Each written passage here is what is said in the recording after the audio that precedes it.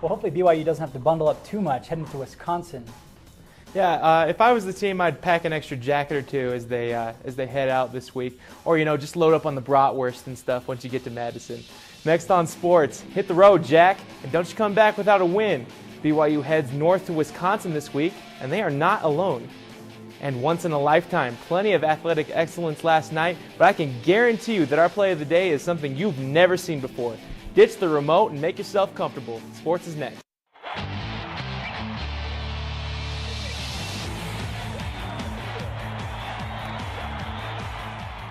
Playing a national schedule means plenty of time away from home for the BYU football team.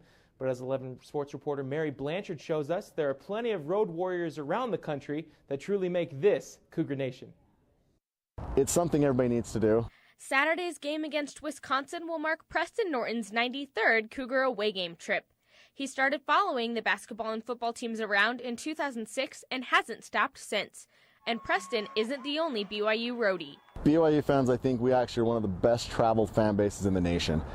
With members of the LDS Church and BYU alumni everywhere, Cougar Nation has a presence anywhere the team goes. We just heard someone start screaming the fight song, and then suddenly the entire concourse is just singing the fight song. And this is an away game. It was just overpowering with BYU fans. Fans say while there's no place like home,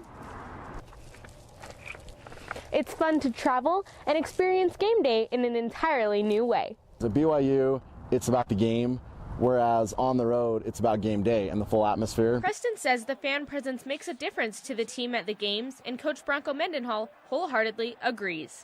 We play Wisconsin next. So why don't you just make it a road trip, go to Wisconsin, come back, Notre Dame, Nevada, and then we'll all finish in San Francisco. That's a lot of frequent flyer miles for Cougar fans, but they say the away game experience makes it all worth it. In Provo, Mary Blanchard, 11 Sports. Camp Randall probably won't be overrun with BYU fans on Saturday, but you can still expect to see plenty of blue as the Cougars take on the Badgers. Speaking of Wisconsin, the state played host to Monday Night Football last night in one of the game's best rivalries, Cheeseheads versus the Bears. Let's get at it. Rogers! The All-Pro walking onto the not-quite frozen tundra. First drive, and this is your game right here. 3rd and 8, A-Rod seeing a defense. He's seeing him pump fake, and he's in trouble. Sacked by Shea McClellan. Rogers is hurting. Taken to the locker room so they can double-check his shoulder. He would miss the rest of the game.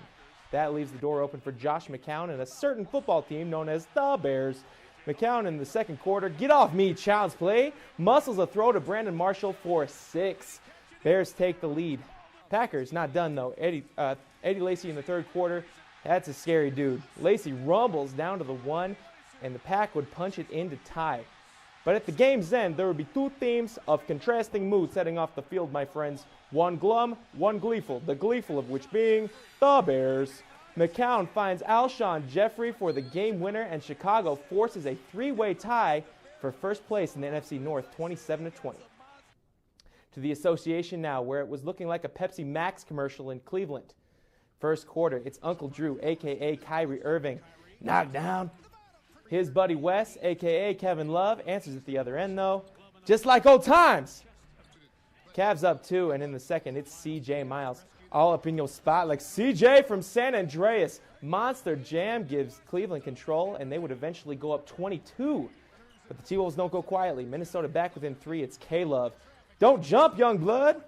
It's a 1-point game now. Love with a chance to win it. The shot just off the mark.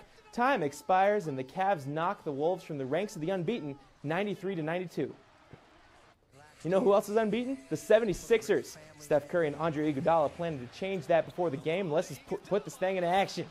Half-court alley-oop gets things going, and it was all Warriors. Iggy, 5th three-pointer of the half, and that would become a trend. Steph Curry, babyface killer in the third. Nylon. He messed around and got a triple-double to put this one out of reach. Former Cougar Brandon Davies scored 4 for Philly, but Curry, Iguodala, and Golden State too much in this one. 110-90 your final. Now get ready for something that will blow your mind. You straight? Let's get to our top play then. Kentucky hosting Montevideo, up big when Willie Cauley-Stein erases the shot. UK's James Young goes to save it. There are no words. Tell me you just saw that. Look again. Nice hustle and bucket. That actually gave Montevideo 2 points, but the Wildcats didn't really need it. They win the exhibition game 95-72, but that play will live on forever. So you get the other team 2 points. Yeah, it was in the wrong basket. So that's 2 points for the other team. I couldn't get that if it were for my basket, but that's even worse for the other team. I told you, it's something you would never see before. You weren't kidding.